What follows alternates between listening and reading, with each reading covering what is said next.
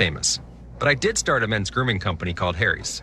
The idea for Harry's came out of a frustrating experience I had buying razor blades. Most brands were overpriced, overdesigned, and out of touch. At Harry's, our approach is simple. Here's our secret. We make sharp, durable blades and sell them at honest prices for as low as $2 each. We care about quality so much that we do some crazy things, like buy a world-class German blade factory. Obsessing over every detail means we're confident in offering a 100% quality guarantee. Millions of guys have already made the switch to Harry's, so thank you if you're one of them.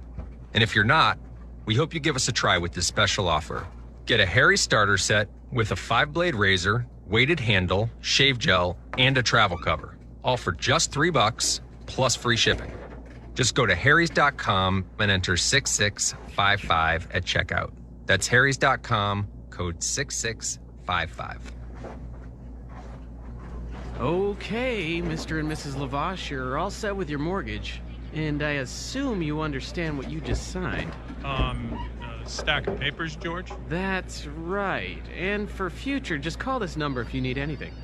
And, ooh, yeah, I'm gonna need that pen back. The mortgage process can be confusing. Looking for the right rate, the right term, and most importantly, the right place to get your mortgage. At Clinton Savings Bank, we are committed to getting the mortgage that's right for you. You may even receive up to a $750 credit off your closing costs. Plus, right now, you can lock in the rate from your pre-qualification for 90 days while you look for a home. So what are you waiting for? Definitely not this. Oh, boy. Hi, Mrs. Lavache. How can I help? You're breaking up. Try again later. Subject to credit approval. Offer may be withdrawn at any time. For complete details, exclusions, and credit cost and terms, call 888-744-4272. Apply at clintonsavings.com. NMLS number 422081. Member FDIC. Member DIF. Equal housing lender. We know why you're awake. Your child is about to get their driver's license. Levante's Auto School offers 1-week driving programs to help make sure your child stays safe and focused behind the wheel. 877 drive Ed. Who's Ed? That's the number for Levante's Auto School. Learn to drive safely and efficiently. Visit one of our 5 locations throughout Massachusetts. Click LevantesAutoSchool.com. Levante's Auto School shows you how to learn the rules and keep your cool. Who's Ed? That's the number for Levante's Auto School. Hi, this is Brian Carpenter from One Worcester Homes. We're excited to offer the strongest buyer and seller representation throughout Worcester County and all the surrounding areas. Our agents are trained better and will look out for your best interests throughout the entire transaction. To reach out to One Worcester Homes, simply find us on Facebook, type forward to the opportunity to help you and your family in your home buying or selling transaction. And don't forget to join us the 4th Saturday of every month at 7:30 on Handling Change. Why impeachment was it? The following is a paid program. The opinions are those of the hosted guests and not necessarily those of the station or its management.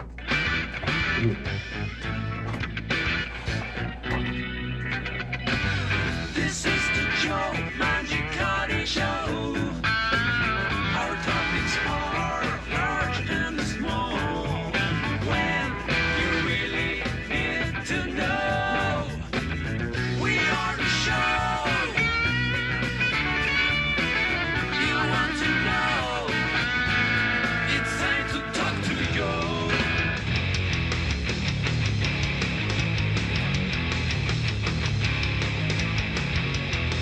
All right, folks, good morning and welcome to the Joe Mangicotti Show. I'm Joe Mangicotti, and you can join us for two-way talk and conversation at 508-871-7000.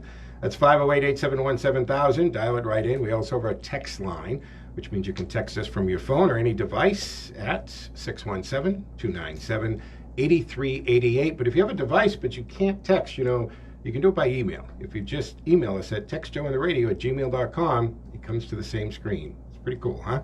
You can also follow us on our social media platforms at Joe Mangi Show. That's Facebook, Twitter, and Instagram.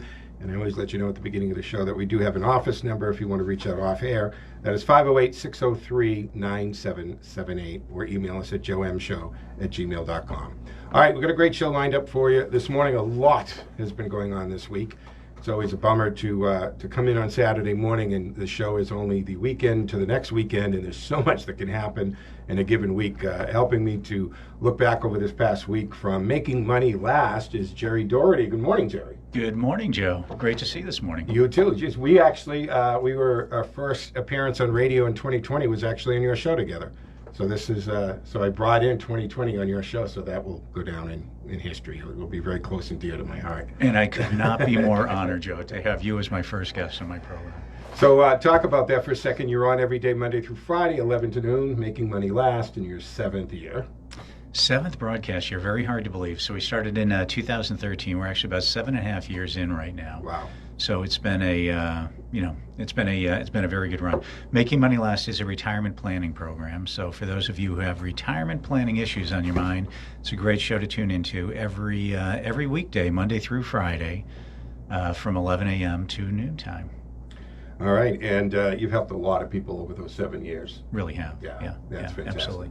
All right, so there's a lot going on. Finally, Nancy Pelosi has said that she's going to send the articles of impeachment over. She's going to transmit them.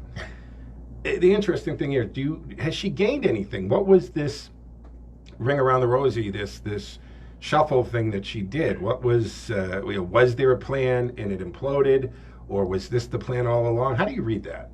Well, I think, it's the old thing about hurry up to wait, right? You have to hurry up. We need to rush this impeachment through. We need to rush this vote. Because he was such a danger.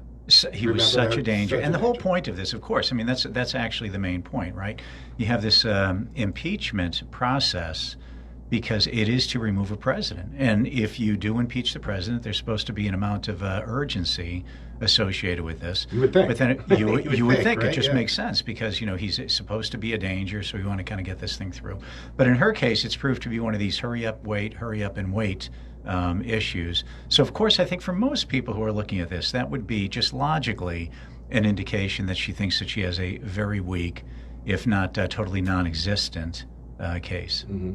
Well, the thing is, I think that not only waiting, Gerry, I think she lost a lot of whatever credibility was left in the House, and that saying that she was going to hold them until she could manipulate the Senate to what she wanted, which was literally a quid pro quo, which was blackmail, which was extortion, which was all the things that they were pointing their finger with 3 fingers pointing back at herself, accusing President Trump of doing these things with that Ukrainian call, which we all know is not what the case was. However, here she is saying that this chamber of Congress is going to manipulate that chamber of Congress.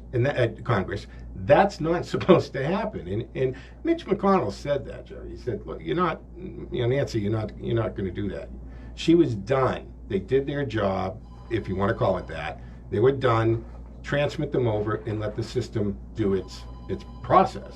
And if it gets dismissed, it gets dismissed. You have a very weak case to begin with. So I don't know if she thought that she was going to do something, and I go back to, and I think we talked about this before, I know I've talked about it on the show, is I think she was kind of put in a hard place and forced to do the vote, to bring the impeachment to the floor, because she is a tactician, she's an experienced legislator. She knew that she wasn't going to really get anywhere with that and didn't want to do it because look what happened. The Democrats look like fools now. I mean, they really do. They brought this impeachment hearing without any meat to it, and she played the game of transmitting it over. Then she finally does because she was just, every day she didn't, did they not look stupider and just out of control? And I think that the squad in that faction of the House, of the Democratic Party rather, kind of forced her into it. Now we've got AOC doing her own fundraising. She's really broken the mold that they have because a freshman congressperson does not come in, typically, does not come in and tell the party, the DNC, no, I'm not going to do your fundraising things, I'm going to do my own fundraising things. Then she has some success with it, and they say, you need to, kick some of this money into the DNC coffers, and she says, no, because I don't think that you're going to use it right, and I don't like these candidates. That's a lot of, my father would have said cojones on somebody like that. A freshman congressperson doing this. So is AOC holding Nancy Pelosi hostage?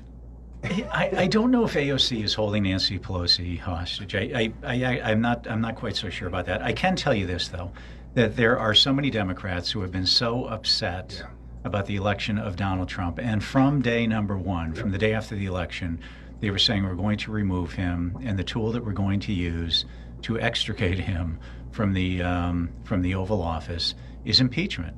That is, you've seen the news clips like I've seen. It's across the board. It's virtually every Democrat. They've said this continuously. And then I think all that they were doing is it's the old expression. It was an impeachment that was simply looking for some type of rationale. Absolutely. And the best that they could come up with after all of these different things, all these different shots that they've taken at this guy, the best thing that they could possibly come up with was this. And it turned out to be not a lot, as you were saying, not a lot of meat on the bones on this thing. And that's why I think it's unraveling. It's like any other case. It's just, it's an other legal case that we're going through. Well, that the facts are just very, very soft. I've said that from day one. This has been an impeachment in search of a crime, and that is what happened. And now, when the president took out Soleimani, they thought maybe we have another opportunity. We'll dive into that in a second. 508-871-7000 to join the conversation. Let's go to the phones. Good morning, Mark. How are you, sir? You're on with myself, and Gerry Daugherty this morning is joining us in studio. Good morning. Two things I want to touch on briefly. I hear the news this morning, and apparently the Iranians have admitted, first they denied it, now they admitted that they shot down the airliner. And they attributed to, get this, human error. Now, the other thing I want to bring up is that who in God's name who operates a commercial airline carrier would take a Boeing, whatever it was, 737, loaded with 173 civilians through the airspace of Iran, with tensions high, that it's essentially a war zone, and they flew it through their airspace anyways. How stupid can these people be? I agree with you 100%, Mark.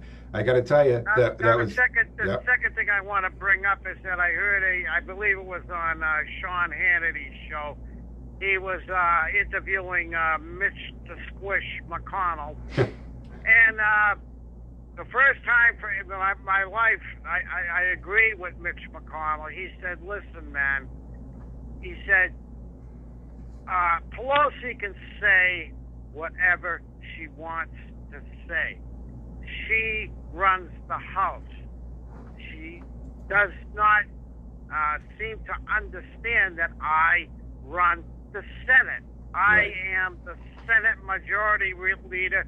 She does not set the rules and the precedent of the Senate. I do.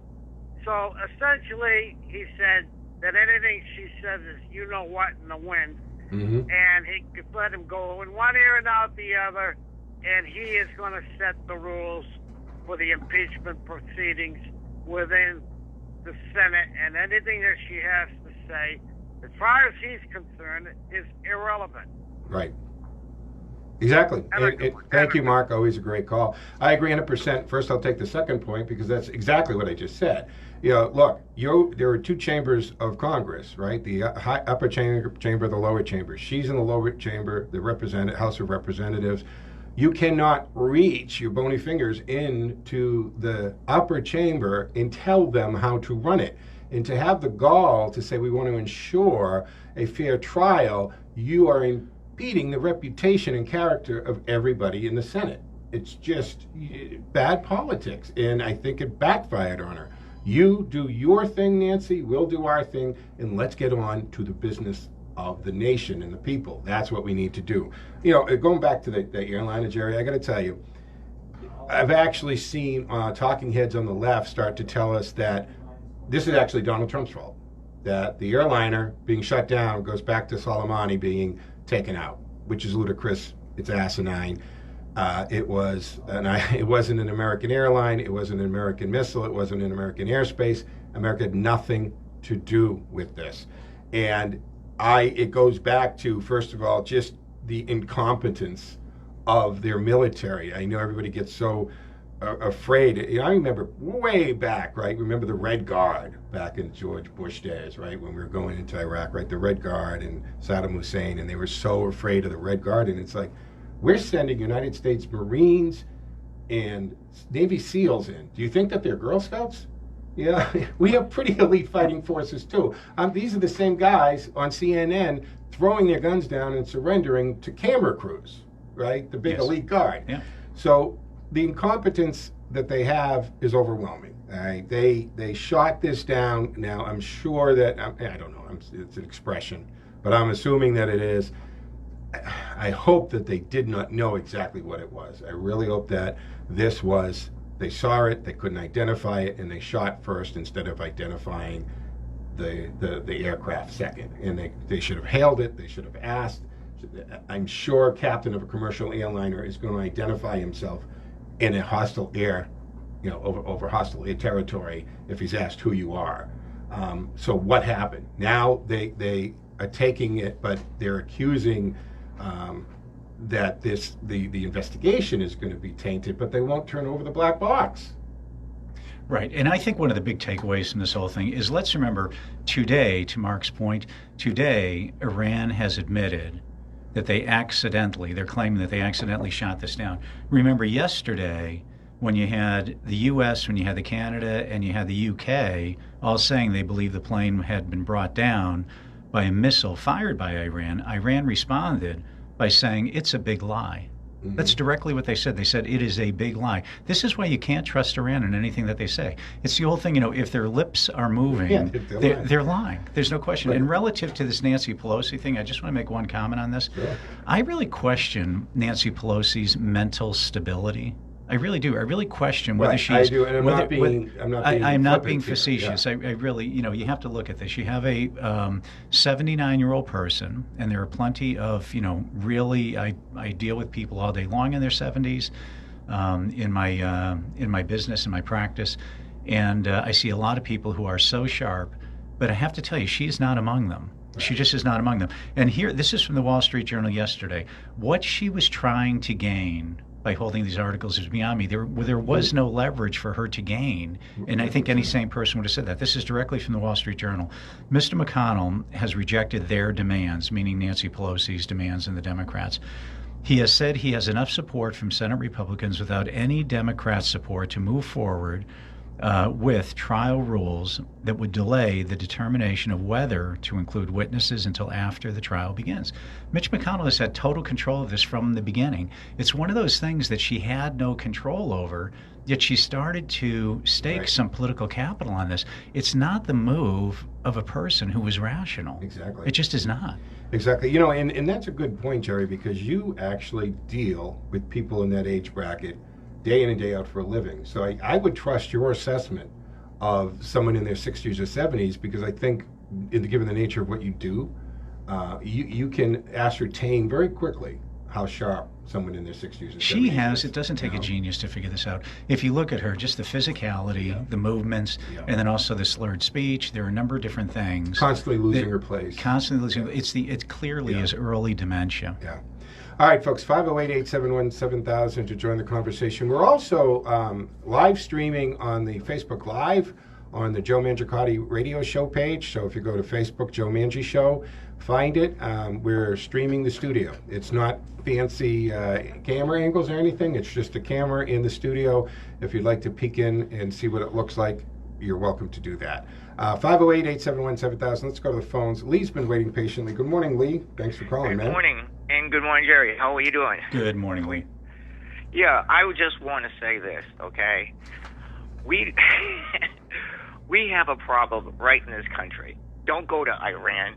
Don't go anywhere. You don't even have to go to Canada, okay? It's close by.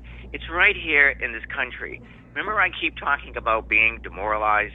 The very fact that they're still in business, and when I say business, I mean in government, the very fact that they're doing what they're doing tells you that the people that we count on are not interested. Now think about what Matt Gaetz just said about the president, okay? He's supposedly be a Republican. And once again, I know no one likes to hear this, okay? But money begets power. Power begets money. The money is coming from Wall Street. Wall Street's doing fine right now, but they have to, okay? They have to prepare for the future. And remember, too, these Fabian people, you know what their symbol is. One's a turtle, because it takes a lot of time to get where they want. and it's the wolf in sheep's clothing. But the thing that bothers me the most is they've come out of the wolf sheep's clothing. They're telling you what they're doing, and they're saying to you, stop us. And nobody seems to be able to stop them, especially on the Republican side, because they're in it together. I know you're not going to like hearing this, but we couldn't get as far as we are now without collusion between the two parties. They both look like they're doing something for their base, but all they're doing is going in the direction that they originally wanted to go, and that is they're going to take away our republic, okay? You don't flood a country knowing that you grew up in it. I fought for the country. I know what it's like. I don't just throw it away, okay? You have values, and these people are throwing it away. And we have to do more than just, call in and say this or that. We really have to get going with this. We've been talking about it before. And no offense to the gentleman that I was speaking lately, the guy that I was speaking last week, the rep. Senator Moore, yeah. Yeah, he doesn't seem to take an interest in the news.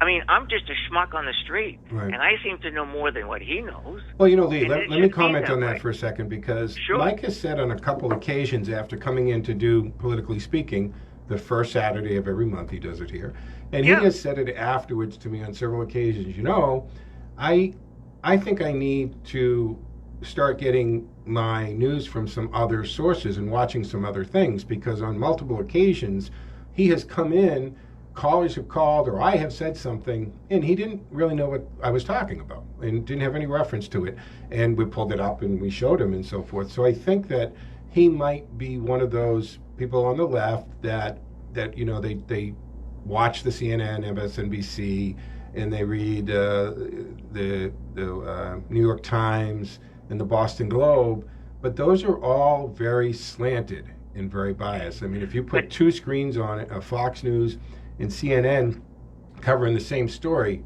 you would swear they weren't, that they were absolutely two different events. So it's interesting that you noticed that, yeah. He said that before. So why is he still lying? Why is he still laid back on this? I mean, if you say you're going to do something, then you're going to do it. Now, he told me that last time when we were talking about the vaping thing, that he had to do more. He had to look into more. Okay? It's not a question. What is going on here is an outright revolution. And most of the people are laid back because they think that somebody else is going to take care of it. And it's not. And it's getting to the point now where it's becoming very, very, very tepid as to far as who is going to do what, okay, on our behalf. And I don't see very many people doing it.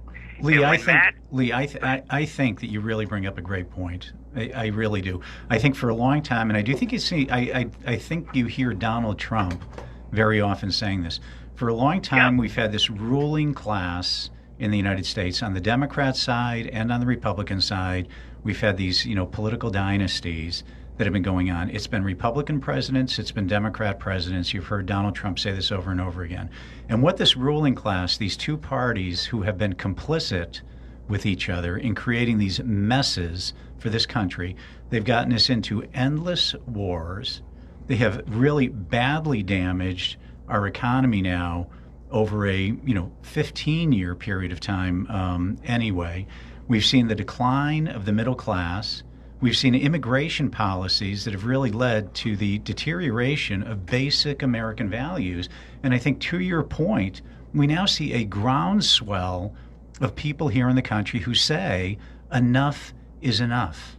I want there to be common sense policies that help the middle class in this country, that bring manufacturing back to this country, that get our economy back on a footing, and also don't have us as, number one, the world's policemen, or number two, funding every one of these, adventurisms throughout the entire world. The American people are tired of that. We have schools to build, we have roads to repair, we have ourselves to take care of. It's the old adage, I think it was Tolstoy, right, who said it, that everyone wants to change the world, but nobody wants to change himself.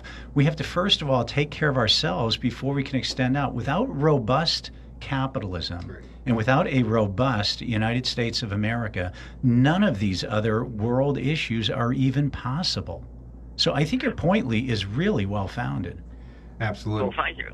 Because people look at me as though I'm crazy, because I tell them the main problem is the government, and the government has been bought lock, stock, and barrel by Wall Street. And if you ever go back in history, and the Russian Revolution with the Tsar, people from Wall Street were over there making deals with the new government because they were in it on it as well. Well, there you go, Lee. Lee, did you catch that the Ayatollah had threatened to expose all of the American politicians who have taken donations and bribes in money if we did back off? Now that, I'm sure, made a lot of people inside the belt get a little nervous if he started naming names of people, because look, it just happenstance we're seeing the connections from family members to a lot of these politicians with their children on boards in Ukraine and in China and in Russia. And this is the new payola, is we don't give you the money directly, but we employ or put one of your ne'er-do-well children onto the board for a couple $1 million a year. So Joe and Lee, the problems, we can go over each one of these problems, and we should, by the way, we should expose all these problems as you're bringing up and everything, Joe. However, Lee, I will tell you how we get control of this thing back is at the ballot box, and this is what the Democrats have tried to undermine. They have tried to take away, when you think about this, it's infuriating. They've tried to take away our ability to change. It's because our only ability is at the ballot box. And that's what they're trying to do. They're trying to overthrow a legally elected president of the United States. There's a meme floating out there that says, the Democrats are afraid that the electorate will interfere with the 2020 elections. Yes. Meaning they're afraid, and we can get into the whole thing, but we're coming up against a break at the bottom of the hour. So, Lee, thank you for your call. It's always a great call. Always appreciate it. The other thing before we go into the break, I just want to point out that, I think part of the Democrats seizing on to Soleimani so much is, if you look back, President Trump is actually the least aggressive president since Carter. All right, so he is not a guy that wants these long drawn-out wars. He's not quick to the trigger. A matter of fact, you're looking at Barack Obama had something like 5,300 drone strikes during his presidency, and he was picking out the targets, including an American. Although the American was a terrorist, it was still an American that he ordered put to death. So they don't have a lot, you know what I'm saying? Like, it's not like he's always doing this. So they're really, really, grabbing onto this, because he really is been the least aggressive president since Jimmy Carter. But it's the 29.5 minutes after the hour. We're going to take a quick break for Out with Joe and a commercial, and Gerry and I will continue on the other side. Don't forget, we're live streaming on Facebook. Go to Joe Mangi Show on Facebook and check out the handsome guy in here. So I'm going to bring it right back to you. Play the Out with Joe thing. Yeah, it's going to be all right. It's time to go out with Joe. All right, you're going back live now. All right, folks, guess what? The 2020 Worcester Wedding Bridal Expo is coming up next weekend, right? The 18th and the 19th. And it's the largest two-day bridal event in central Massachusetts. It returns to the DCU Center, as I said, on the 18th and the 19th. This magnificent wedding show event provides excited couples with all the wedding products and services they need to plan the perfect day. Jenks Productions has produced quality wedding and bridal shows for over 33 years, so you'll be seeing the very best event from the Northeast leading trade show producers, combining glamorous fashion shows with the presence of multiple wedding vendors. Wedding and bridal show offers couples the incredible opportunity to shop for every element of their wedding or wedding and bridal show, showcasing more than 100 companies, and some of them representing the best in the area. Everything you need can be found in one weekend. Several vendors for each of the products that you're looking for or services will be there, so it can offer you a wide selection of style and price to fit any of your budgets. And you know who's going to be there? Our buddies over at Nothing Bundt Cakes. That's right, Al and his crew from Nothing Bundt Cakes, located over there in White City Plaza, new sponsors of Out with Joe. They're going to be there with wedding cakes. So stop by the expo, look for Al, say, hey Al, where are you? Heard you on the radio. We want to see your wedding cakes. We just want to see your bundt cakes. And I'm sure that Al is going to have a few samples for you. So check it out again. That's coming up next weekend, the 2020 Worcester Wedding and Bridal Expo, and look for Nothing Bundt Cakes there. It's time to go out with Joe.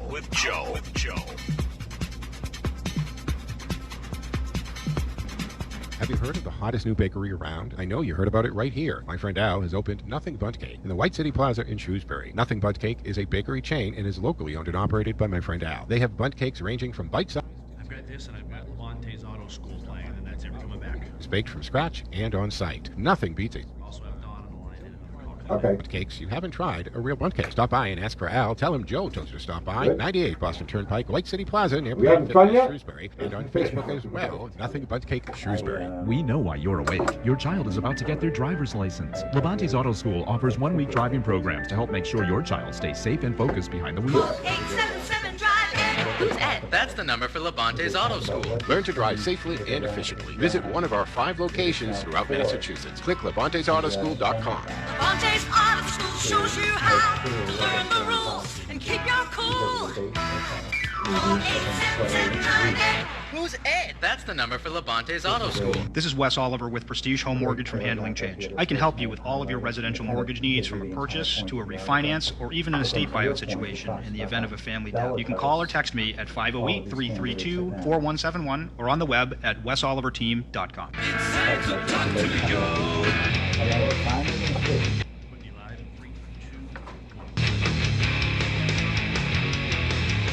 All right, folks, welcome back to segment 2 here, the Joe Mangiacardi Show. I am Joe Mangiacardi, along with Gerry Daugherty from Making Money Last, and also Boston Independence Group. And Gerry can be heard every weekday from 11 to noon right here on AM 830 and AM 730. And he takes your calls, and just he's the expertise, the guru in retirement planning. And you specifically target that. You're not one of these guys that literally, talking about preparing for college for your children, and 5 minutes later you're going to shift gears, lose some IQ points, and then talk about retirement. Well, seriously, right? Because you shift gears. There was no, right, you must listen to my program. I've spoken about that. Yeah. There's no multitasking going on. Yeah. We are laser focused just on retirement planning. So if somebody's in their late 50s or 60s or early 70s, those are exactly the people who we want to talk to, and those are the people we can most benefit. There's a big difference to delivering people to retirement's doorstep, but then bringing them across that threshold and through their golden years safely. Well, when I reach my 50s, I'll come see you. I know. You and I are both young men. I should have come seen you a while ago. All right, folks, 508-871-7000 to join the conversation. And like I said, this is the second week we're trying streaming the studio live. So we just threw a camera up. It's not fancy camera work, but some people like to just peek in and see what the studio looks like. I put my hat back on so that the light doesn't shine into the camera and blind you from the reflection of my head. That's on Facebook, Joe? It's on Facebook. If you go to the Joe Mangi Show, Joe Mangiacardi Radio Show, the @ for that is the same it is for all social media, Joe Mangi, M-A-N-G-I Show.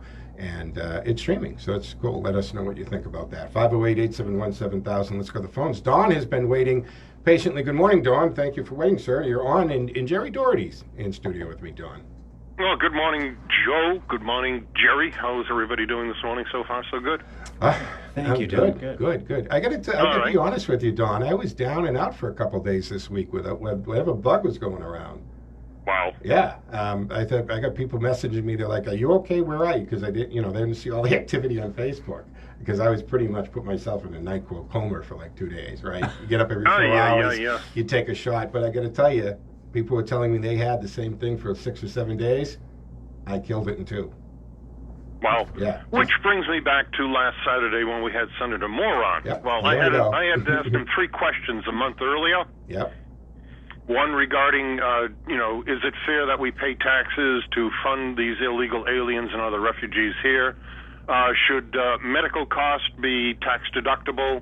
And what is his position on the death penalty for those people who kill cops and other emergency personnel? And boy, Joe, I was totally dissatisfied. I gave him a month, and the only thing he kind of agreed with was maybe you shouldn't have to pay a sales tax on medical, over-the-counter medications and other medical equipment because, I take antihistamines, and every time I buy them over the counter, I have to pay a sales tax. And then I said, well, should we be able to deduct those costs off our taxes? And he kind of got very ambiguous in that matter there. Mm-hmm. But what really killed me, though, Joe, is when I mentioned, what about the taking tax money and redistributing it to the illegal aliens and other refugees who are here illegally? Well, he keyed on the point redistribute. And I kind of threw that out there to see where he would go with it, and he fell for the trap. He was more concerned that I used the term redistribute than the concern of taking tax money away from people to give to people who are here illegally, which is so unconstitutional, Joe. I don't even know where to begin. I mean, you got any concerns? Well, I got to tell you, Don, I think that I noticed the fundamental difference here between most people on the left and, say, myself or people who are kind of libertarian conservative is the attitude towards taxes. The left just simply feels that whenever there's a problem, that the solution is to create another tax or increase taxes that exist. It never occurs to them to clean house a little bit, to do a little trimming down, and to live within our means. It's just simply put another tax. I've seen it happen, with Senator Moore in studio, where we were talking about, throwing these gantries up. This is now, and I said this a couple of years ago, folks. Remember this. I said, when they put those gantries up on the Mass Pike, I said, watch. What's going to happen is, now that technology exists, they're going to start throwing those up wherever the state feels like it, on all kinds of roads that we already pay gas tax to maintain and excise tax to maintain. And it's going to be another tax on top of every mile that you drive. So every time you leave your house, it's going to cost you, not only in maintaining your car, purchasing your car, gas, maintenance, excise tax, it's going to be another tax per mile. And it seemed like a perfectly okay solution to a Democrat legislator. And it doesn't to me, because, look, we cannot continue to pile tax on top of tax and increase it. We will be in a situation of a Denmark or something where 75-80% of our income is going into these social programs. And it just can't be done. We need to learn to say no. Now we just watch Governor Baker going forward, and wants to go forward with the TCI, right? The climate initiative. Right, and exactly. That's going, it's like with 27 cents increase on a gallon of gas with no referendum, no taxpayer say in it, nothing. Just do it, and once it goes into place, it will continue. So we're going to end up at $5 a gallon of gas, not because we're paying a lot for the gas, right? Because we're not. I mean, when we're energy independent right now. As a matter of fact, gas, look at what a barrel of gas is right now. And yeah, our refineries are older and they do need to be done. So it's not like if oil drops to $50.50 a barrel, the gas is going to go down to $1.79. The infrastructure of petroleum and refining the gas is very old. It's 40, 50, 60 years old. We need to fix that. So I don't expect gas to drop down to $1.50, but it's going to be the taxes and the climate initiatives that are going to bring gas to $4 and $5 a gallon. Look what's going on in California right now. They're over $5 in many places already. Right. And that's because of local taxes. And the question to ask, Joe, is when do we know we have resolved the problem with the TCI? I mean, what is the finish Same point time we here? resolve the problem with the Mass Pike. There we go. Yeah, I mean, it's an open-ended tax, which the Constitution abhors. There is no such thing as an open-ended tax under the Constitution. A tax is collected to perform a service. Once that service is done, the tax must end. It's like the voluntary 1942 victory withholding tax, which was supposed to end when World War II was over. Play the theme music from Somewhere Over the Rainbow there. Yes, exactly. And just lastly, with Senator Moore regarding the death penalty for those people who kill police officers, etc. And I mentioned my cousin Michael, who was killed over in Weymouth. He was the Weymouth cop that was killed by Mr. Lopes, and then Mr. Lopes took the officer's gun and killed an innocent woman, Miss Adams, who was just standing by the window. Well, Senator Moore brings up, well, what if we're not quite sure who committed the murder, et cetera, et cetera? And I says, well, Senator... There was no question, There was no question here. And, of course, I got no answer. So Senator Moore really doesn't add much to the conversation. Jerry wants to jump in for a second, Don. Yes, Jerry. Yeah, Don, I was just going to say, relative to the taxes, it's amazing because when I do think about it, all I start to do is sweat and my hands start to shake. But when you do think about this tax situation, the amount of money we pay in taxes, we're not that far away. Your point is well taken. We're not that far away right now from a lot of these European countries. And you add up the federal tax rates as low as they are, relatively speaking, in history. When you look at the state tax rates that we pay, when you look at the property taxes, when you look at the sales taxes, when you look at the gasoline taxes, we are taxed to death. And when you add all that up, we already are, I would submit, at European rates. These tax rates are just crazy. Oh, absolutely. Right. And these green initiatives that want to put on trillions and trillions and trillions of more dollars, they're just not sustainable. There are many programs that aren't sustainable. So what are the solutions to this? I think the solutions to this are only at the ballot box, because this can't continue. People are literally being taxed to death to support these government programs. Half of them are illogical, and the other half are just stupid programs that they have out there, totally wasteful programs.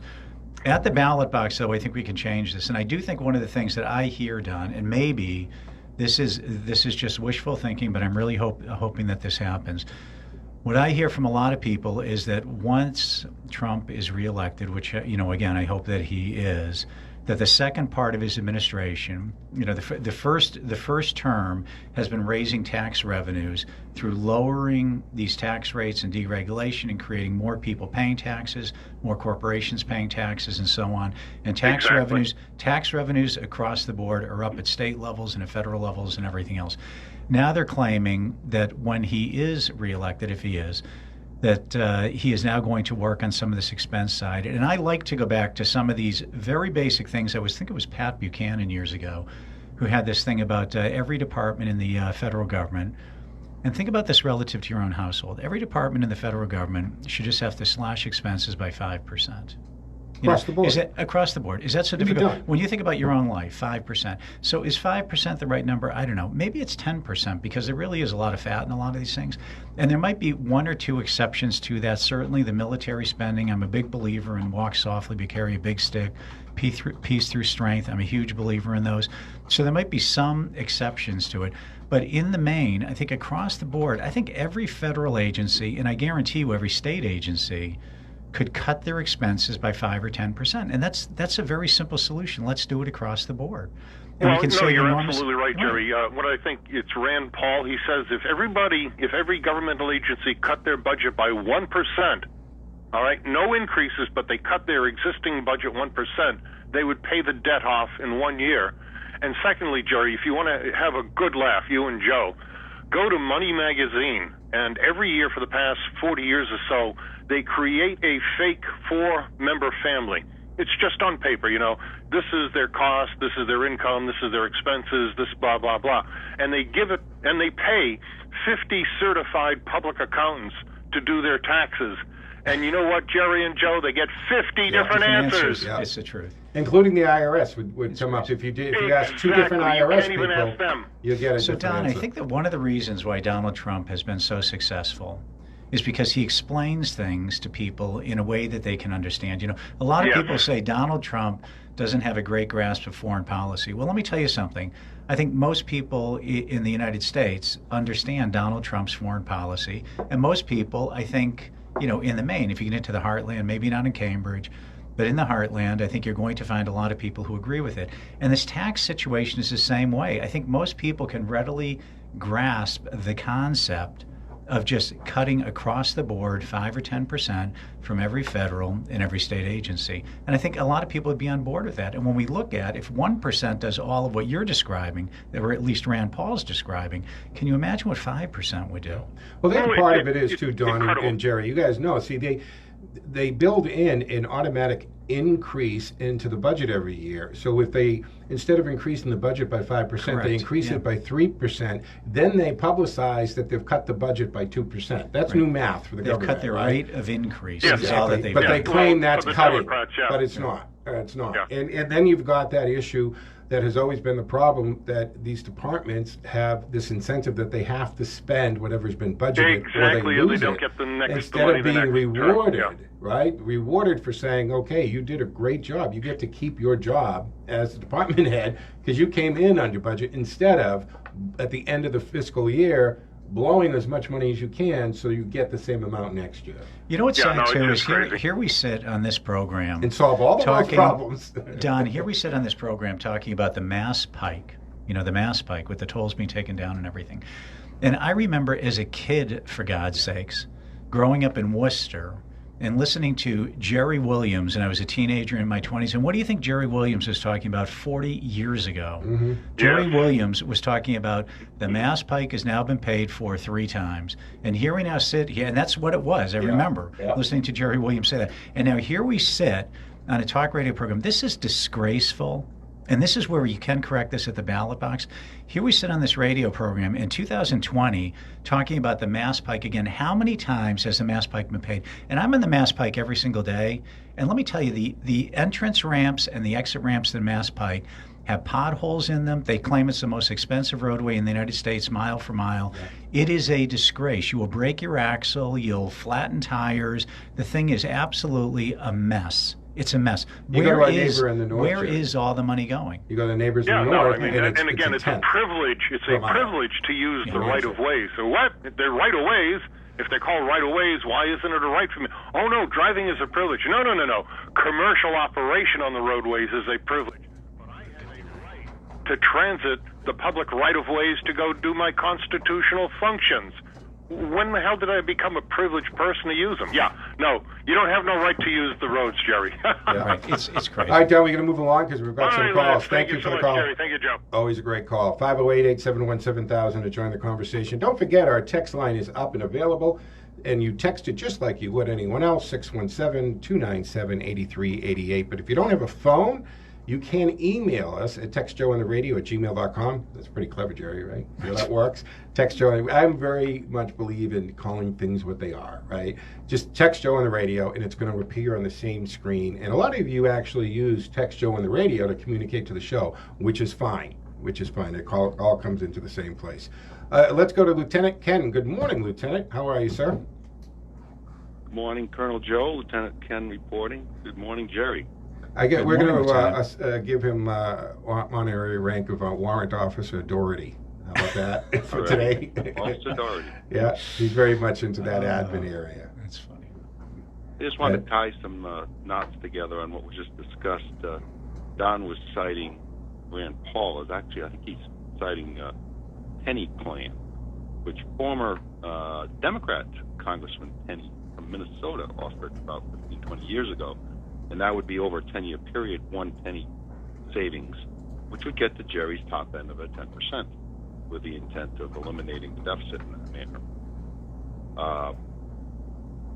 Also, it was talked about last half hour concerning where did Nancy Pelosi come up with this idea of withholding the articles.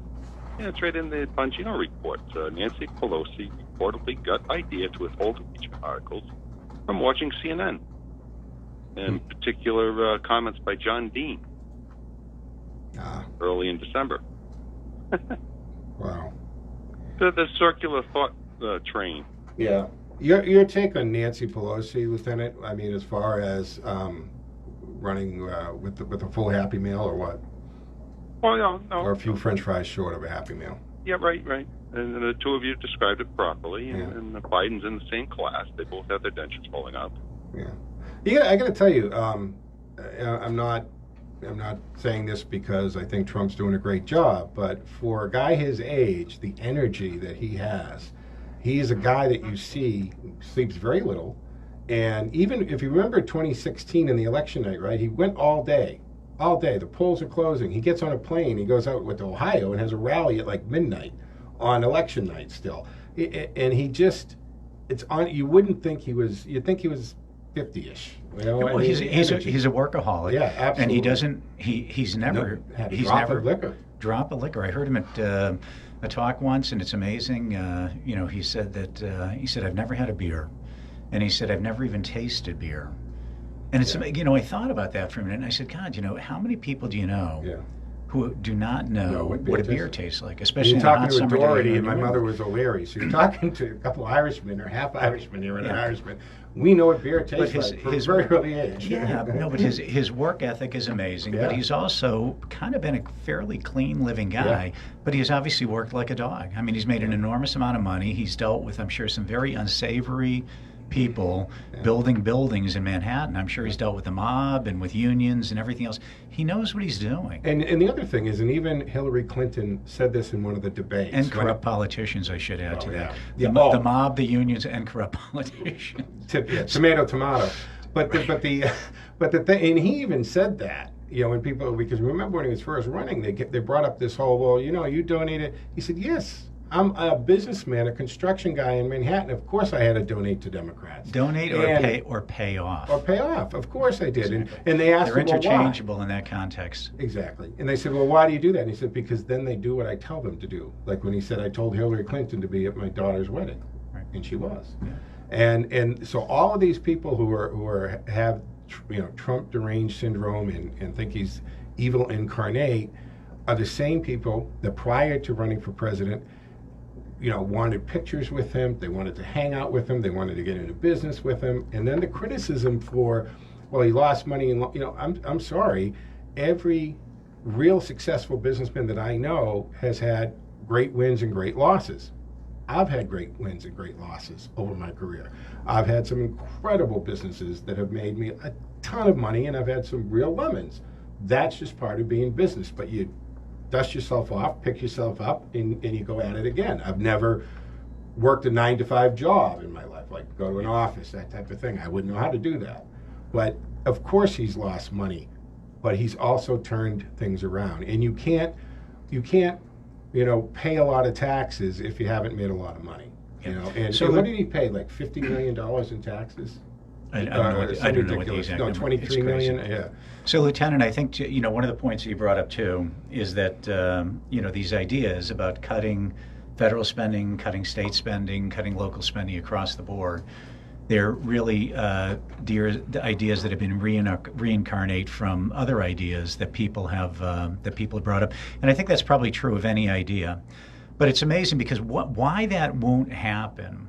And why that won't happen is because you do have these political machines. So you have somebody who gets elected, they're in office for 20 years, they're in office for 25 years, they're in office for 30 years. They start to build these machines where they've given out so many jobs and they've given people so many pathways to get money from the government that now you have this self-perpetuating thing where people, the people who are voting for them, are relying on them for their income. And so you have this perpetuating machine. And that's why I have been saying for years, and it kind of falls on deaf ears, and other people have said this as well. It's another idea that many people have proposed before. I think there should be term limits across the board for senators and for members of the House of Representatives. And the best idea I've heard is that for senators, it should be, with their 6-year terms, it should be 2 terms. You should be in the Senate for 12 years. And for Congress people, with their 2-year terms, it should be 6 years. So everybody's lined up with that 12-year thing. And that would get away from building these political machines. Now, how you handle it at the Richard Daley Chicago mayoral level, I don't know. But I can tell you at the federal level, I think term limits would go a long way to helping to control spending because you no longer have people with the ability to create these little fiefdoms that they've created for themselves, perpetuating their time in office. But you have to get, the Congress to cut their own throats. They're not going to do this. There's a few of them that would. I mean, Senator Cruz, right? He came out with did you say him? That just came out, and he would, if it went through, he would be out of the Senate under his own plan. Yeah. And that's okay. But I agree 100%. And when they talk, well, we have term limits because we can elect them out, but we don't in the machine, and we recognize that with the presidency. We put term limits on the presidency. Wasn't originally there. Yeah. We installed that. And we can do that with Congress.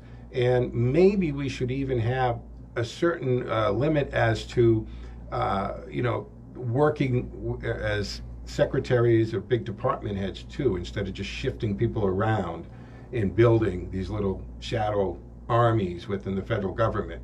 Maybe that should also be something that you can stay there for a career, but you can't keep being in charge of all these different departments. And then I think That's another asking huge for thing too is much. obviously shifting all the government employees over to 401ks rather than pension plans that are just, they're just unsustainable. And maybe having Congress have the same exact medical and retirement plan that a G15 does. I know. Okay, they have the The most Cadillac plans. basic They have concepts. this right. They've created themselves. Right, we're not supposed to have royalty in this country, but they really created them. Congress and the Senate. Congress takes in both houses, but they treat themselves as the nobility of the country. They're exempt from laws. The least that we should expect of our legislature in the state and also the lawmakers in Washington, D.C., is that they obey the same rules that they are making, that they obey the rules that they make. And when they exempt themselves from the rules that they make, it's remarkable to me that they get away with this nonsense. Yeah, it's very king-like. All right, Lieutenant, anything else you want to talk before we got to tap off? Real quick, the term limits you have to do through Convention of the States. I have a contact I can send you, Joe. Sure. Because there's no way that the legislature is going to vote to limit themselves to 12 years. Yeah, but I agree. Look, it can get done. we have to. I think this November we have to take the House away from the Democrats to send a clear message that their behavior is intolerable, unacceptable, and to stop us being side-railed here with impeachment inquiry after impeachment inquiry and the stupidity that comes with their hate-filled Trump, going after Trump for everything. So I think we need to flip the House, and then I think as a country, folks, we should be working on installing term limits on Congress. Thank you, Lieutenant Ken. I appreciate the call.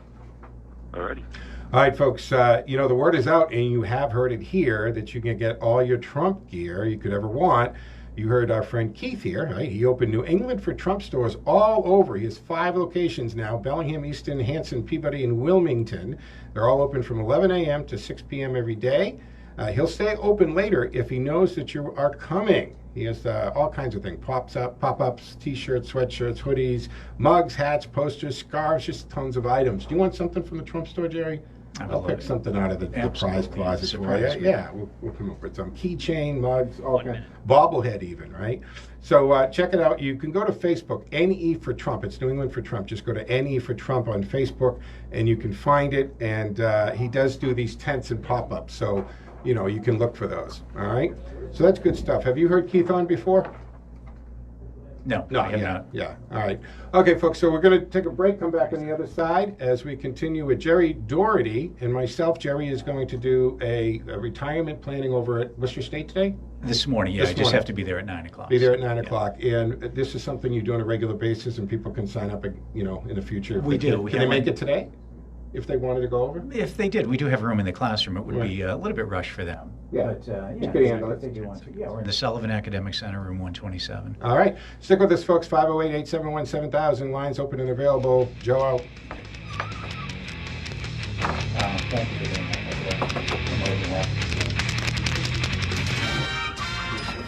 WACE Chicopee and WCRN Worcester. Oh, yeah. It's always nice to have two people. Tornadoes destroy. I'm Christopher Cruz. Iran has now admitted what Western nations have known for days. Its military shot down a Ukrainian passenger jet on Wednesday. 176 people died when the plane crashed shortly after takeoff from Tehran's main airport. Correspondent Fred Pleitkin in the Iranian capital this morning says the government today claimed the jet had turned toward a sensitive military center. The president of the country, Hassan Rouhani, called this an unjustifiable mistake and said those who are behind it will be held accountable. He's calling for justice. The military itself is also saying the same thing, saying that there's just going to be a military trial for those who are behind all this. And they're also saying they are going to reform the procedures they have for their air defense system. Iran had been denying involvement for days. Tornadoes have destroyed homes in Arkansas and Missouri and have caused damage in Oklahoma. 2 houses were demolished yesterday near Fairplay, Missouri. Tornado watches last night covered parts of eastern Texas, northwestern Louisiana, southern Missouri, and much of Arkansas. Larry Faith is the fire chief of the town of Midway in northern Arkansas. Had a bunch of power lines, trees down the road, trees on houses, on the roads. We've had 3 or 4 homes, mobile homes that were for... Parts of the East will have spring-like temperatures today, and people in Alabama and Georgia watching closely as the storm system moves east today. The Trump administration reportedly considering expanding a travel ban for people from even more countries. A document circulating in the White House outlines the plan, but the countries that would be affected have been blacked out. Firefighters in Australia today are assessing the damage from huge wildfires following a night of treacherous conditions. 2 wildfires have merged to form a massive inferno in the southeastern part of the country. Milder conditions, however, are forecast for this coming week. I'm Christopher Cruz. Thinking about life insurance? What if you could make one free phone call and learn your best price from nearly a dozen highly rated, price-competitive companies? Well, that's exactly what happens when you call SelectQuote Life. For example, George is 40. He was getting sky-high quotes from other companies because he takes meds to control his blood pressure. But when I shopped around, I found him a 10-year, $500,000 policy for under $25 a month. I'm SelectQuote agent Dan Savino. And believe me, if SelectQuote isn't shopping for your life insurance, you're probably paying too much. For your free quote, call 800-244-6060. That's 800-244-6060. 800-244-6060. Or go to SelectQuote.com. Since 1985, we shop, you save. Get full details on the example policy at SelectQuote.com/commercials. Or price could vary depending on your health, issuing company, and other factors. Not available in all states. Okay, Mr. and Mrs. Lavache, you're all set with your mortgage. And I assume you understand what you just signed. A stack of papers, George? That's right. And for future, just call this number if you need anything. And, ooh, yeah, I'm gonna need that pen back. The mortgage process can be confusing. Looking for the right rate, the right term, and most importantly, the right place to get your mortgage. At Clinton Savings Bank, we are committed to getting the mortgage that's right for you. You may even receive up to a $750 credit off your closing costs. Plus, right now, you can lock in the rate from your pre-qualification for 90 days while you look for a home. So what are you waiting for? Definitely not this. Oh, boy. Hi, Mrs. Lavache. How can I help? You're breaking up. Try again later. Subject to credit approval. Offer may be withdrawn at any time. For complete details, exclusions, and credit costs and terms, call 888-744-4272. Apply at ClintonSavings.com. NMLS number 422081. Member FDIC. Member DIF. Equal housing lender. I want to tell you what Cantiani Insurance has been able to do for me and Teddy. We stopped in to see Paul Sr. and the great staff at 318 Plantation Street. They've been handling my car and business insurance for years. Teddy was making his way around the office, and they let me know. They now offer pet insurance. For a fraction of what one visit to the vet was for Teddy, they could cover him for a whole year. I know you treat your furry family members like any other family member, and as well as I do Teddy. The professional staff at Cantiani's has been providing courteous service for over 40 years, with integrity and personalized service, making sure that your insurance actually protects you and your family. With 2 locations, the 318 Plantation Street in Worcester and East Douglas Insurance Agency, located at 306 Main Street in Douglas. For home, auto, business insurance, and now pet insurance, click CantianiAgency.com or call 508-791-2088. 508-791-2088. So are you tired of being tired? Well, then it's time to get the tea. Hey, it's Lisa here to tell you about this all-natural, all-organic tea I've been drinking that has had great results for over 20 years. It's called Life Change Tea, and it's specially formulated to help detoxify and cleanse your kidneys, liver, colon, and blood all at once. The colon is one of the most ignored organs in the human body. The faster that waste is eliminated from the body, the less time that waste sits in our intestines, spreading toxins to our bloodstream. This tea helps cleanse chemicals caused by outside intruders from our entire digestive system, and get this, weight loss can be a side effect. And with continued use of the tea, you can experience clearer, healthier, younger-looking skin, increased energy, and a happier outlook on life. So if you're tired of being tired, get the Life Change Tea at getthetea.com. That's getthetea.com, and like me, you'll be glad you did. Call my buddies and say, you got about 2 hours to get out there and say everything that we can before we get out there. Show, Magic Party Show. Our topics are large and small. When you really need to know,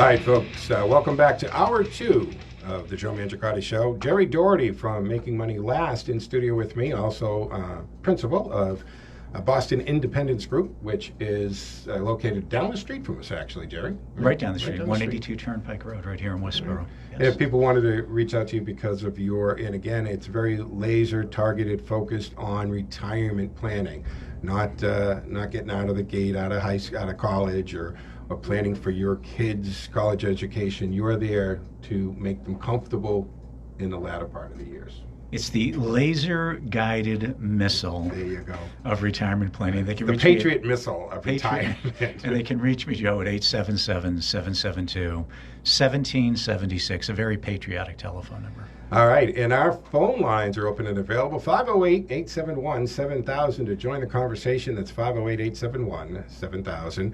Lieutenant Ken, I saw your email just come in, the letters to the legislature, so that came in on textjoeontheradio@gmail.com, which is also our text line. If you want to text a comment or suggestion, or sometimes tell me that name or thing I can't remember on the air, that's what it's used for, 617-297-8388. All right, Gerry, so we saw this going on with the impeachment. She's transmitting the articles over. It's going to do its thing.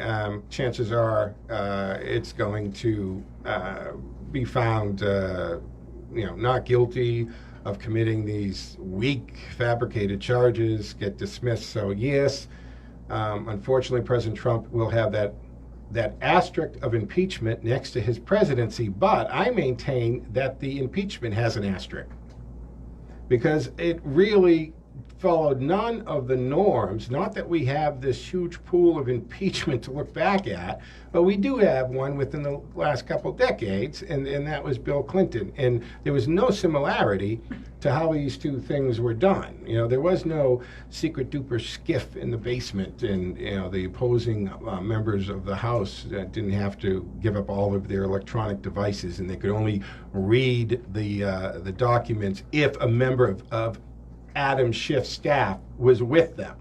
I mean, that's just insulting to a member of Congress as far as I'm concerned.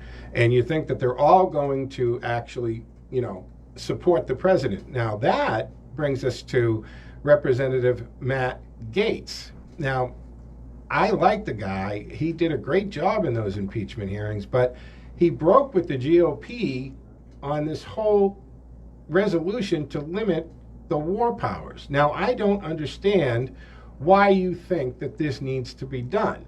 First of all, Democrats, here's a little tip for you.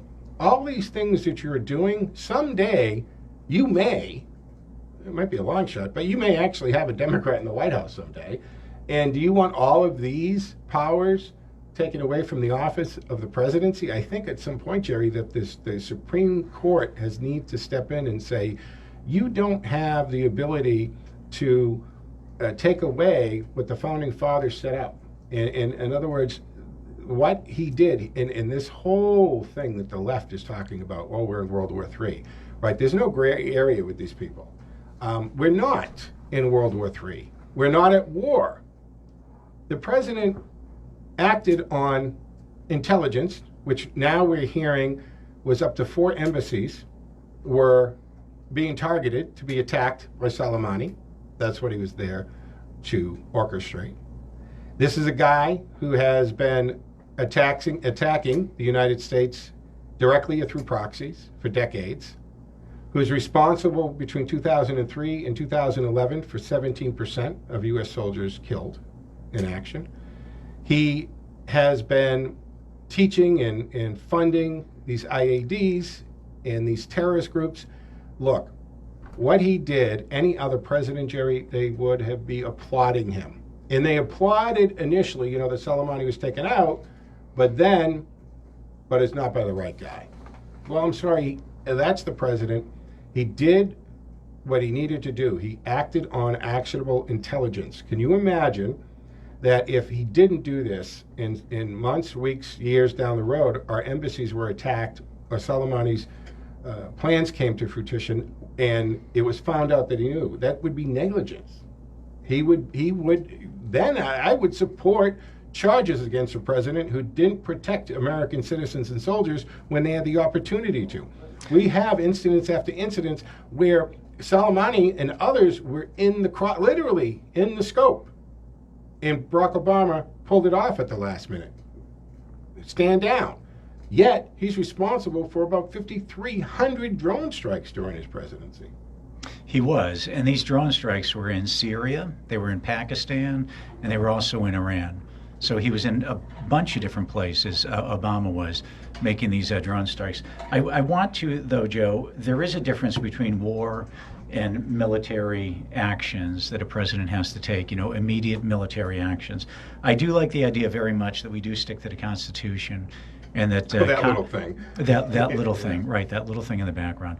I do like very much that we do stick to that, and that when it comes to full-out war, that we do have, Congress declaring war, Congress declares acts of war. I am very uncomfortable with these open-ended military actions that go on for years, if not decades, in these cases, started by presidents who went in with they put their toe in the water militarily, and then committed more forces and then more forces, and before we know it, we look back and a decade has passed, 15 years have passed, 17 years have passed. That, to me, I think a lot of people are uncomfortable with that. So I do like this distinction between war versus military action. I think Congress should declare war, but I do think that the president needs to respond to these military situations as they come up. And I think you do have Soleimani, as you were saying, who's on this terrorist list, by United Nations, everybody. Yeah. He's recognized as a terrorist. We have this information that he is going to do something imminently. He's already done a ton of stuff. Yeah. And this is a guy that normally, he always flew in large aircraft surrounded with 100 or 100 plus civilians, so that the collateral damage was unacceptable to the United States. We would never take down an aircraft with a bunch of civilians on it, and he knew that. So just like they constantly hide in churches and hospitals and all of this, we've seen this. This is the other thing, Gerry. We're not dealing with the traditional enemy uniformed on a battlefield, identified. We follow the rules that we don't bomb schools and hospitals and cultural places of significance, that kind of thing. But these people, the radical Islamists, are fighting in the shadows. They use children and women in hospitals and schools to shield themselves and hide. They've done this. This is how they do it. And they come out and the sniper, the sniper, they hit you and then they retreat back to it. They don't follow the normal rules of engagement on a battlefield. And that is something that we need to understand, that it's changed how we have to do it. I know that the president, got a lot of criticism for talking about the targets, right? He said there are 52 targets representing the 52 Iranian hostages that were taken in our embassy. And, he got criticism right away. But then you also have, a lead there. She sends a tweet out of a Trump property, I think Mar-a-Lago actually, and said, you have a lot of nice properties. It would be a shame. I mean, that is a member of Congress is putting something like that out, threatening the president of the United States properties and residents. I mean, Mar-a-Lago is, in essence, has become, what they call the winter White House, right? Right. White House, yes, Southern White House type of thing. And that's fine. I mean, we've presidents of, Kenny Which is what Marjorie Meriwether Post actually wanted. Exactly. For it. It really is kind of funny how that, the whole history of that property. Right, because when she bequeathed that to the government for that purpose, and we couldn't, I guess, maintain it. It got sold out, and then I think he bought it for $8 million, something short. I don't know. Yeah, Trump bought it for in the '90s or something for short. I mean, considering the size, it's the second largest mansion in Florida, I think. And anyway, bedroom-wise, I think. Bedroom-wise, I think it has 100 and something bedrooms. It's just amazing. So and she wanted it to be exactly that, a Southern White House. She expected that to be something that could be used for the government. And the Trump family has a sectioned off residential area within there, but as a member you can get in there. Interesting. I didn't know that detail. Yeah. So you can't do that, and a member of Congress putting that out, that's just not cool. Phone lines are open and available, folks. 508-871-7000 to join the conversation. I'm Joe Mangiacardi along with Gerry Daugherty, host of Making Money Last weekdays from 11 to noon right here on AM 830 WCRN and our affiliate in Springfield at WACE 730 AM. 508-871-7000 and text line is open as well at 617-297-8388. Gerry, you going to say something? Yeah, I was going to say, I think what's interesting about this whole Iranian situation, I think what is really going to be interesting that's going to come out of this is that this week we have another Democrat debate, among all the Democrats. And, Kimberly Strassel had a great opinion piece in the Wall Street Journal earlier this week. And I want to read just a couple of sentences from that. She said, thanks to the debate moderators who have not been doing their job, in essence is what she says, Americans until now have had little idea of how Democrat aspirants for the White House would specifically respond to terrorism or other provocations. The Soleimani moment proved very clarifying. So her point in this article is that for the first time in these Democrat debates, we're going to see what their foreign policies are. And I have to tell you, as Kimberly Strassel outlines in this article, it's pretty ugly. What Bernie Sanders has said so far is that he'll take no step that might bring us anywhere closer to another disastrous war or cost more dollars than deaths. Can you imagine that? More dollars than deaths, putting money before lives. Elizabeth Warren, this is again from Kimberly Strassel's opinion piece, President Elizabeth Warren would similarly offer a pass to leaders of U.S. designated terrorist groups, at least if they have an official title. So in other words, we had General Soleimani. Mm-hmm. So if you give him an official title, then he's off limits because now she would consider him some type of head of state. Except which is counterintuitive because in any act of war, it should be only people that should be targets of military personnel who are non-civilian. In other words, by having a title and a rank, you're exempt from the battlefield? Look, if you kill Americans, you should be killed. Period. It's just that simple. Okay, I don't care who you are. that, If you're a rank and file person or if you're a president of a country, if you're killing Americans. Then he goes on to our favorite person, of course, Ilhan Omar, explain that progressives, I love this, progressives don't oppose only military force, they also oppose crippling sanctions. So not only would she not have killed Soleimani, she also would not have these sanctions in place. It's remarkable. But this is what should come out in the debate this week, in next week's Democrat debate, to hammer out some of these issues and, of course, see how Joe Biden, where his foreign policy accomplishments have been. And well, Gerry, these debates, right, they've stayed away from foreign policy for the most part and the economy. Right? They really, because what can they put? We just had record again in the stock market, right? We closed out. We have income for the typical American family is skyrocketing and moving up, 3.5% unemployment.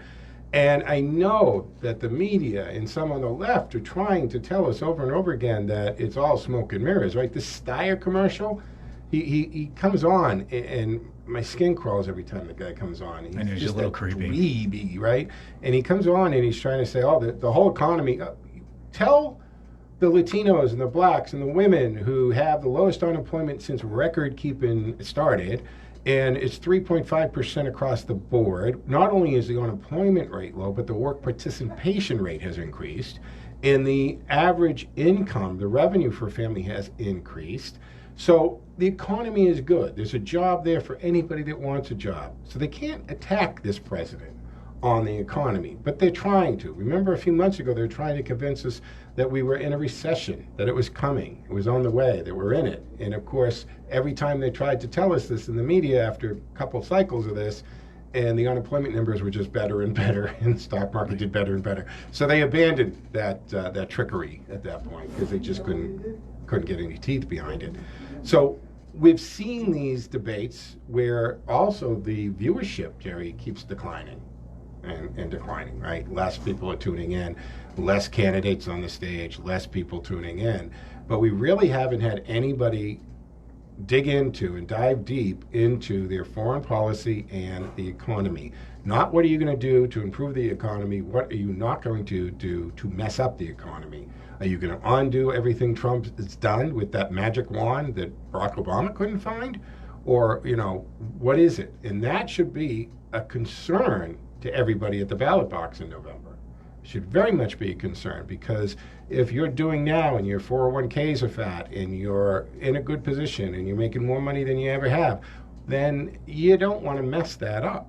And I maintain that we have got to take the House away from the Democratic Party for at least a 2-year term. Right, and the narrative that they're promoting is just blatantly untrue. Yeah. The narrative is that it's not an economy that's working for everybody. It's only an economy that's working for the wealthy people on Wall Street, and that is absolutely untrue. All of the numbers fly in the face of that, and they show that's untrue. When you look at it, Joe, to your point, you have unemployment for people without high school diplomas, people who did not graduate from high school. They have the lowest unemployment ever. That's an economy that's working for them. Lowest unemployment ever. It's roughly in the area of 5% for people without high school diplomas.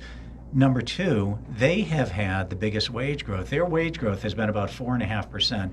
So the wage growth year over year overall has been 2.9. But when you dig into the subcategories, people without high school educations, it's been about 4.5% wage growth. And you have to remember, that's against roughly 2% inflation. So inflation's going up at 2%, expenses are increasing at 2%, their wages are going up by 4.5%. They actually do have more money in their pockets to spend. They're really feeling it. And I think that those are the people who are going to say next November, just 10 short months from now, they're going to say, do I really want to take the chance of derailing this good economic thing? For the first time in my life, I have a little money in the bank. For the first time in my life, I'm starting to breathe a little bit easier. My kids are wearing better clothes, and maybe we're even thinking about buying a house right now. Mm-hmm. There's a lot of good stuff going on. So it is an economy that's working for everybody, and it is working for the top part too. But the wage growth for the people at the bottom has been much higher than wage growth for the people at the top, even though both have experienced wage growth. But see, you have to dig down to a show like this or a show like yours to find that information out, because the CNNs of the world and the MSNBCs of the world aren't going to offer and do their job and report the facts. Anything that could possibly put Trump in a good light just doesn't make it to that mainstream media. And it is those policies. I think it's, at the very least, it's very fair to say that the subcategories of these good economic numbers have not been explored enough by the media. I don't think there's been enough focus on that. And when you really dig down, I think to just the average person, it just makes sense that these are the people who are going to be compelled to go out and vote, because the first time they're actually feeling a positive result from these economic policies. We have the tax cuts that went in, we have the regulation.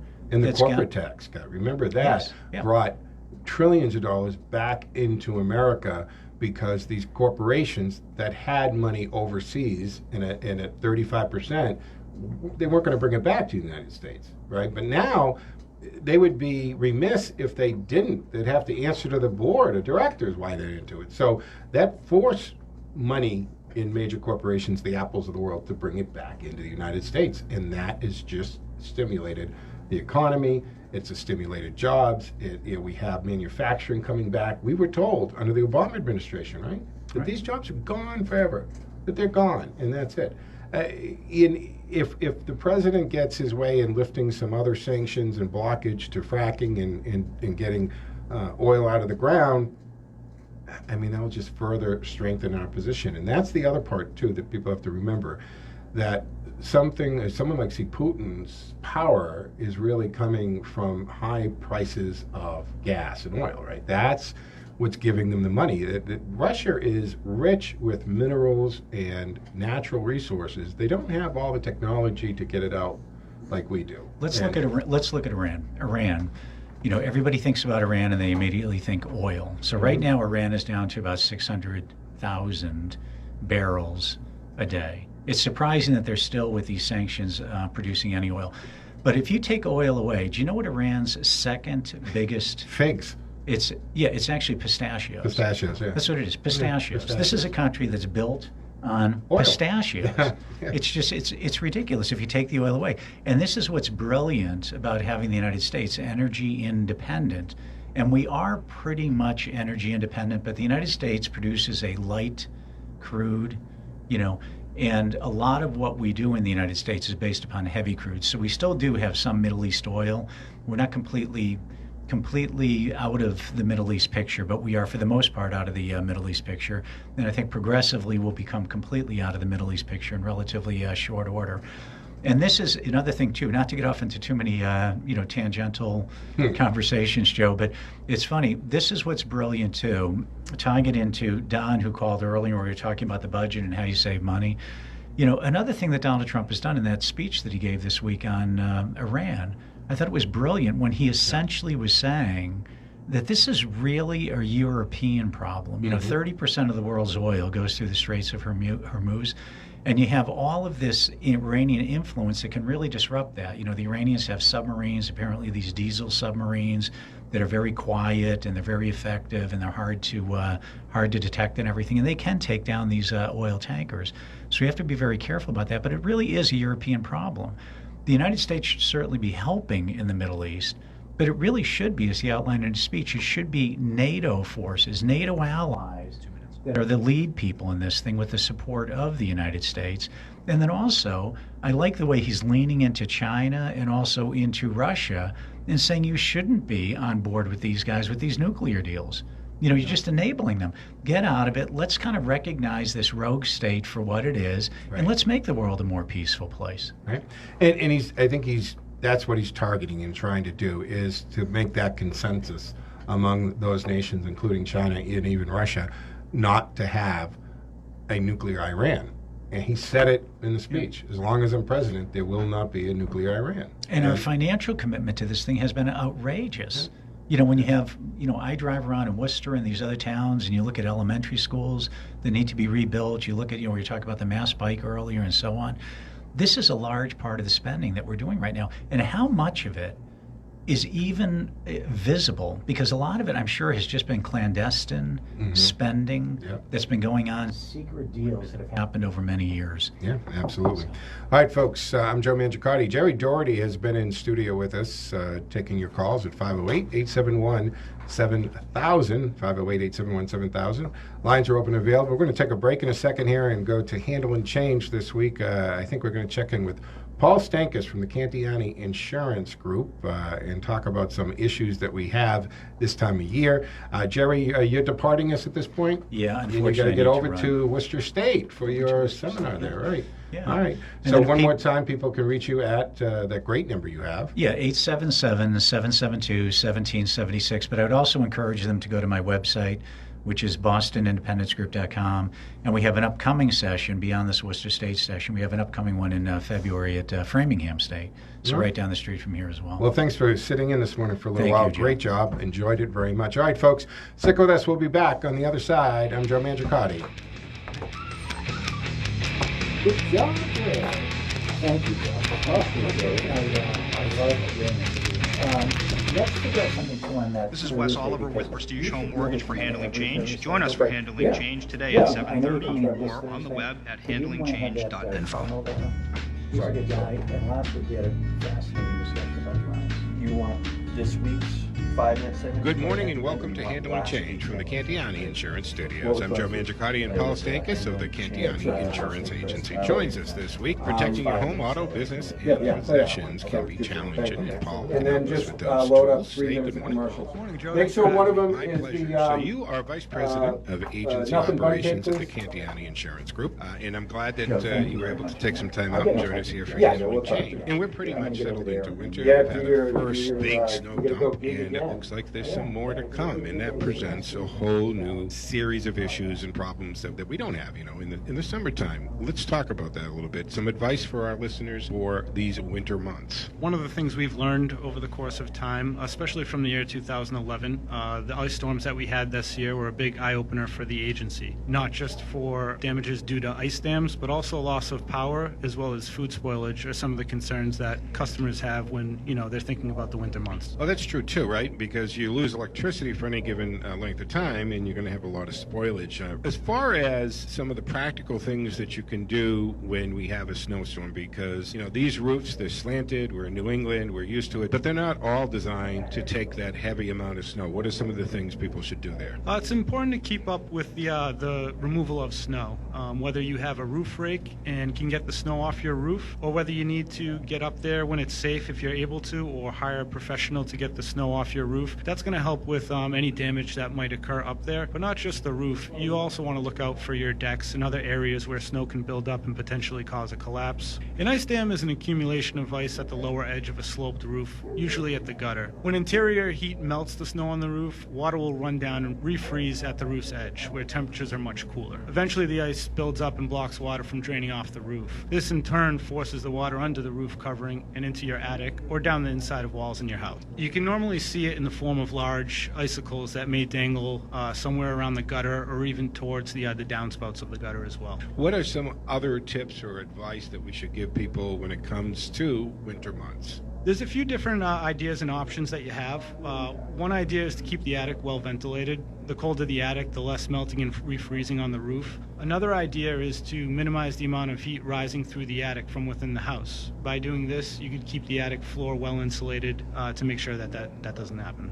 Well, that's good advice for the roof and keeping your attic well ventilated. But New England, we're very used to pipes freezing and damages there. Let's talk about that for a moment. Freezing pipes can cause a vast amount of damage in any home, especially if you're not at home and the pipe breaks during that time. Water can continuously run through the house, and if you're not home, it can cause a lot of damage. I have come across some nightmare stories about that, Paul. People have gone away for days, pipe has burst, it's been flooding their homes for days before they get home, and then it refreezes. If your pipes aren't currently insulated, fitting exposed pipes with insulation sleeves or wrapping them to slow the heat transfer can be very helpful. Sealing cracks and holes in outside walls and foundations near water pipes and making sure that they're caulked will also avoid future damage. Another big one is keeping your cabinet doors open during the cold will allow heat in the house to circulate around the pipes, particularly in the kitchen or bathroom where you have these areas with pipes running through the home. All right, fantastic. Those are some great tips and great advice. Additionally, if you do have a security system in the home, check with your security system provider to see if they offer anything as far as keeping track of your temperature in the home. Some of these companies will have options where they will be able to monitor the temperature of your home. So if it dips down to freezing, you'll be notified. Oh, that's fantastic. So it kind of keeps an eye on the situation, even if you're in Cancun. Absolutely. All right, that's fantastic. Paul, thanks for stopping by Handling Change. Thanks for having me, Joe. And thank you for joining us for Handling Change from the Cantiani Insurance Studios. Join us each week at 7:30 as we give you the tools to handle the changes in your life. Visit us at handlechange.info and follow us at Talking Change for You. You can find Cantiani Insurance online at cantianiagency.com or give them a call at 508-791-2088. For Paul, I'm Joe Mangiacotti.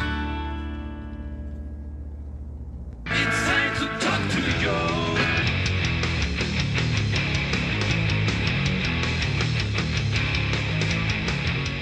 All right, folks, welcome back to the final segment of the Joe Mangiacotti Show here on AM 830 WCRN and AM 730 WACE.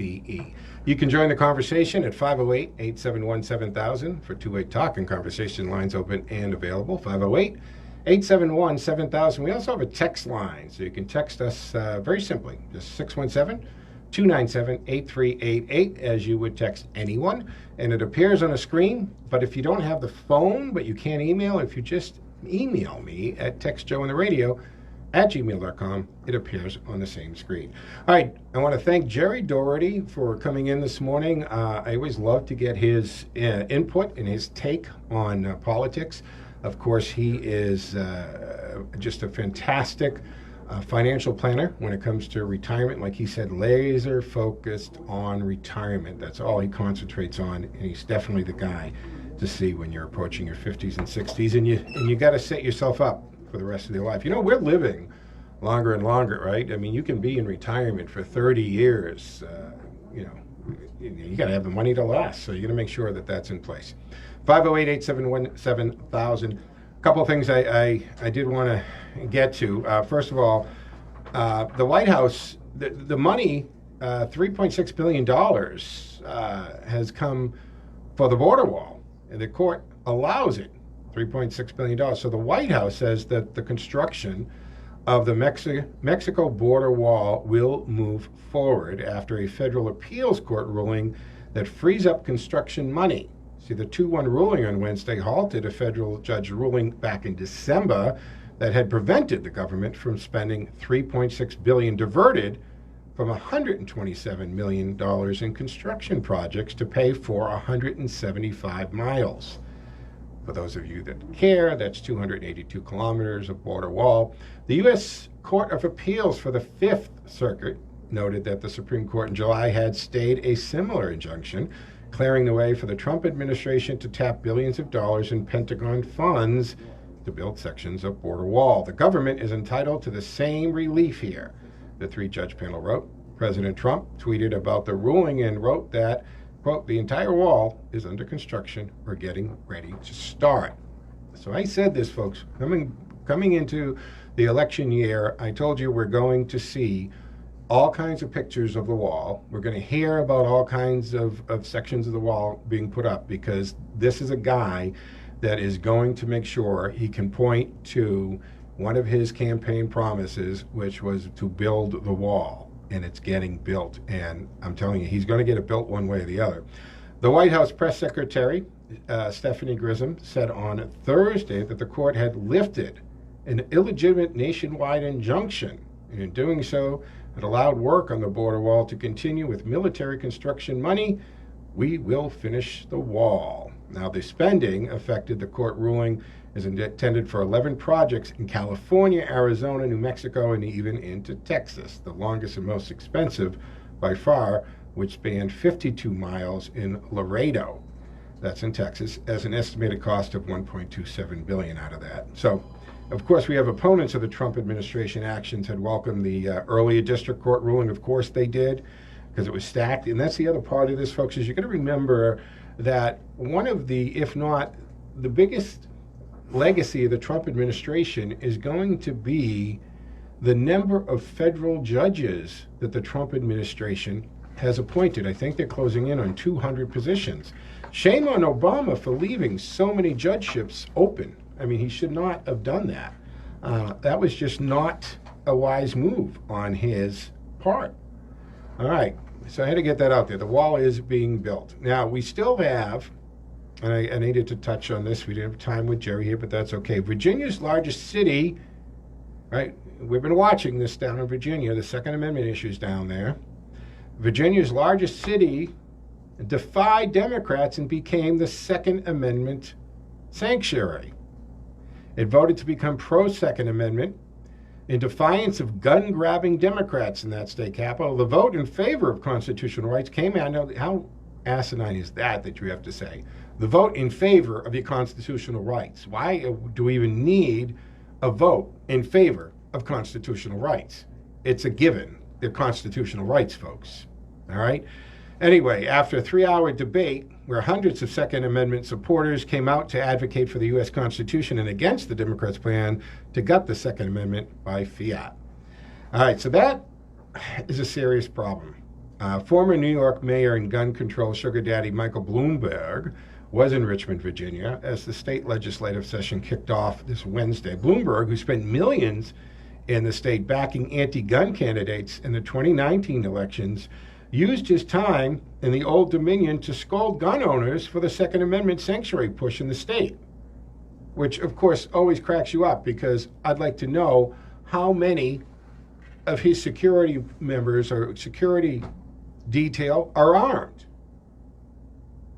Do you think his security force are walking around with blackjacks or batons or mace, slingshots? What do you think they're carrying under their jackets? Right? The people who lecture us about guns and the environment have armed guards, drive around in big SUV vehicles, limousines, and fly private aircraft. Didn't Martin Sheen just get arrested with Jane Fonda or something? He flew in to demonstrate on a private plane. What was the carbon footprint of taking a private jet from California to the East Coast? Think about the irony. To protest climate change. That's a Hollywood bubble for you. 508-871-7000. Gene, good morning, Gene. You're looking lovely today. I am. Thank you, Joe. Keep saying it. Keep saying it. I'll send you the checks. Hey, have you checked this? Do you do Facebook? Do you do the internet? No. I am an old bot, Joe. Well, I'm wondering if anyone is checking out our Facebook live stream on the Joe Mangi Show Facebook page. Well, everybody that's listening, let him know. Yeah, because it's right there. Just go there, guys. It's right there. It's fabulous. What's on your mind, Gene? It's fabulous. Thank you, everybody. You know something? You just said something and added to everything that you're going to have to keep on doing, Joe. The hypocrisy. The hypocrisy.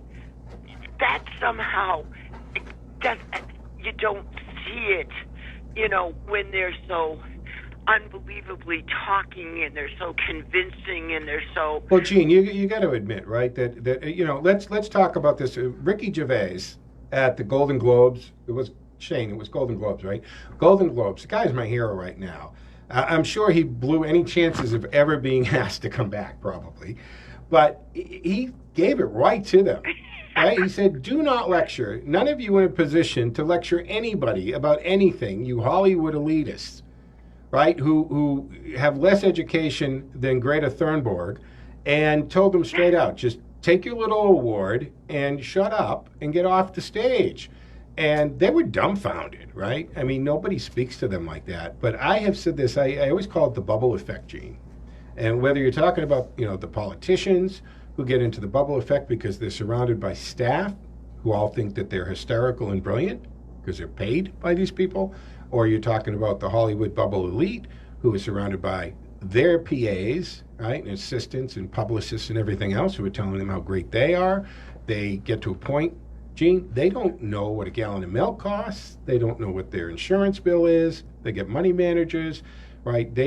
We negotiate or we earn our money in pennies and nickels and dollars, right? They earn their money in $1 million contracts, so they cannot relate. You know, they might have been a starving actress in the beginning, and you know they waited tables, you know, but that quickly seems to fade away and go away, and they get into this elite Hollywood bubble, and they're out of touch, and then they're going to lecture. Now, Mark Wahlberg is another actor that just came out, and kudos to him, folks, because Dolly Parton has been one that's done it. There's been a few actors who have said this, look, I'm not going to comment on, this isn't why people pay money to see me. They're not statespeople. They don't have advanced degrees in political science or psychology or what have you. They're actors, right? Dance for us, sing for us. That's what we pay you for. And Mark Wahlberg said, I don't understand it. He maintains that he has one foot in Hollywood where he can function, and he still has one foot in the real world, because after all, he still is a kid from South Eugene, right? So he says, stop it. You know, just nobody cares what you have to say. I've been saying this for not years, decades. Don't talk to me. You're not a statesperson. I'm not looking to share. And I'm not looking to Alyssa Milano for brilliant observations in politics or world affairs. So do what you're famous for. But so I call it the bubble. The Hollywood people, they get in this bubble where they don't understand how the real world works, and they're surrounded by rear-end smoochers who tell them they're great, right? Oh, yes, Joe. How wonderful. How beautiful. I remember those days, Joe. And also, they have an agenda also once they get to Hollywood. You know, this is something where you have to be part of, Joe. It's once again like being in a cult, because you want to belong. You want those jobs. You want to look. I mean, they're boys, all right? You're right. And these people are depending on that paycheck. Amen. So they go along to get along, and, you know, you can't expect them to not feed their family for some principal stand. I mean, remember back when Roseanne Barr was first hitting it and went from basically her self-described trailer park trash, her words. She built an incredible comedic career over being a woman that lived in a double wide, you know what I'm saying? That was her thing. That was her shtick as a comedian. And she had so much money all of a sudden, she would do these silly things. Like I remember one story where she gave her assistant like $20,000 to let her shave her hair off just because she wanted to. And the assistant, as maybe humiliating as that is, or degrading as I think that would be, did it because $20,000 to someone making 30, 40, I don't know what they make. Let's even say $100,000. That's still 20% of your salary to shave your head. And so she did it. I think it was horrible that, Roseanne did something like that, but it was an agreement between two consenting adults. But to me, come on, you dangle $20,000 in front of somebody. That's a lot. That could be life changing at that moment for that person. That could be get them over the hump for a down payment, or a new vehicle that they desperately need. Who knows? Where it was a drop in the bucket to Roseanne.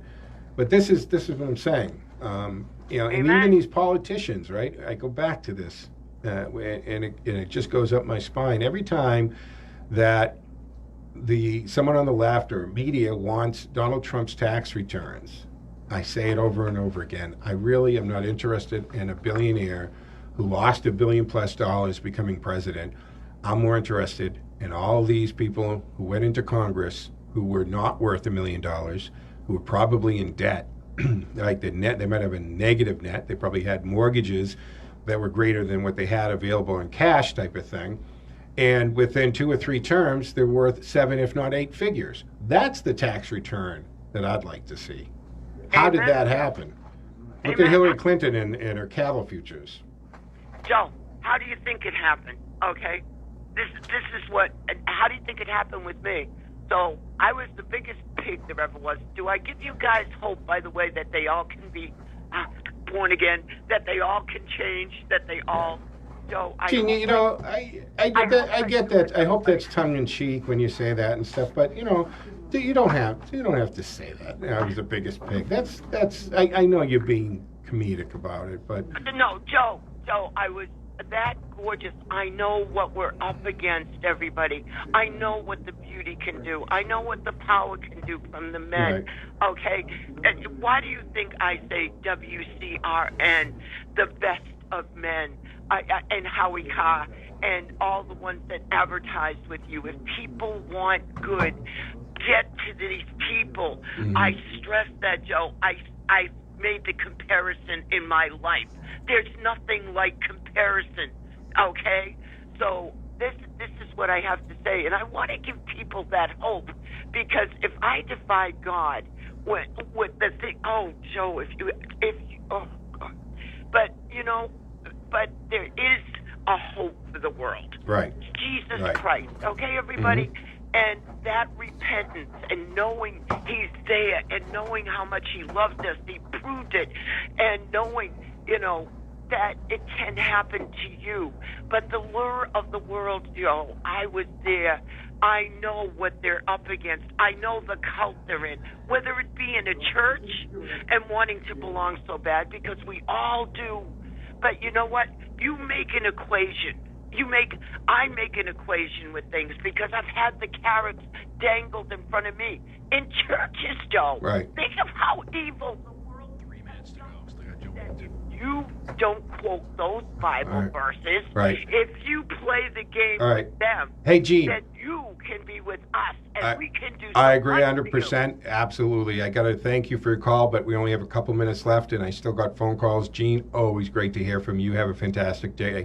Joanne, good morning. Thank you for waiting patiently. Oh, good morning, Joe. Yeah. Oh, that phone call, that's really something, I'll tell you. Yeah, can you explain to me this whole Hoover thing? It was a setup from go. The guy never did anything. Sessions appointed him, and now his investigation is supposedly over, and he found nothing. But Barr came out in last May, and said he never did anything. He never started anything. You're talking about coming out and saying that they didn't find enough for the Hillary Clinton email situation? Yeah, supposedly based on... Did your eyebrow kind of raise on that as well?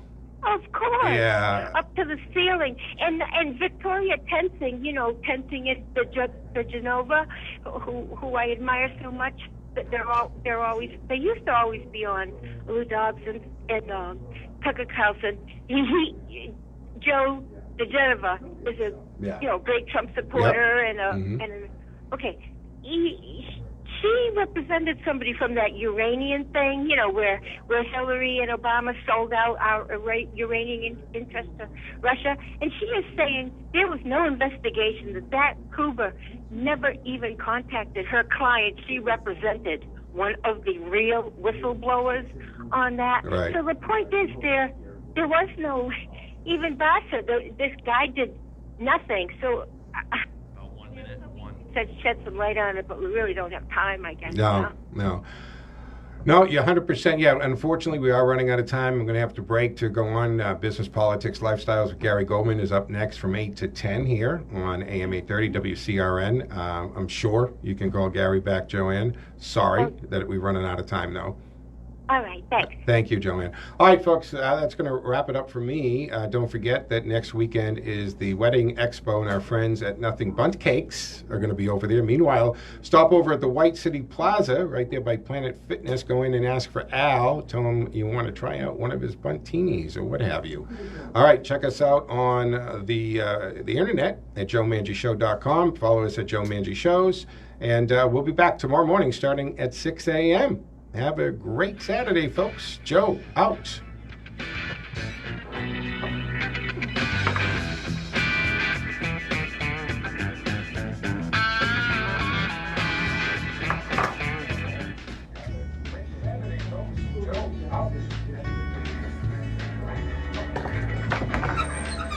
Good morning and welcome to Handle the Change from Cantiani Insurance. I'm Joe Mangiapane, and Brian Carpenter of Mr. Homes joins us this week. The purchase or sale of your home or investment property could be one of the largest